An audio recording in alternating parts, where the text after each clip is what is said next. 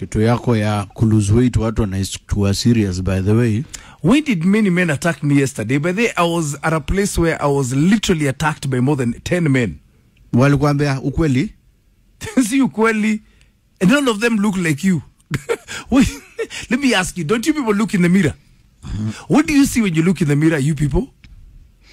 Blessings.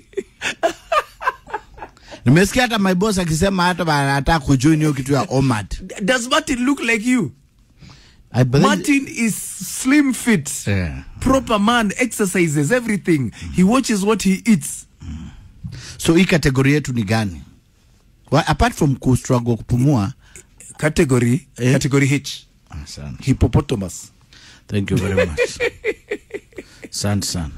Oh my God. I just like you to know kuna kitu inaitwa hate speech. Unaweza fungwa miaka 7. NCIC. Kiwakuji wanichukua hapa. Na kuchukua very fast. If you're fat. Okay. Now. Kesho unajua ni World Mazingira Day. Is that Moide? Oh, but they removed Moide. Yeah. Okay. So what happens on Mazingira Day? Apart from sleeping? Tunapanda miti. How many are you planting? Na by the way, ni sio kupanda miti. I think we need to clarify that. Kusema mupande miti. Kukuza mti. Kukuza mti ni kuweka hiyo mti kwa hiyo kashimo. Sidio watafanya. Kuweka maji. Siyo tafanyika leo. Hata maji itawekwa. Kuipalilia mpaka uone hiyo miti imemea.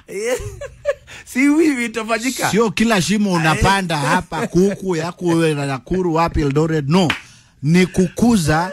Kesho tunakuza miti wakati wa mazingira. Whichever way you say it, it sounds horrible. Unaifanya ikae vibaya.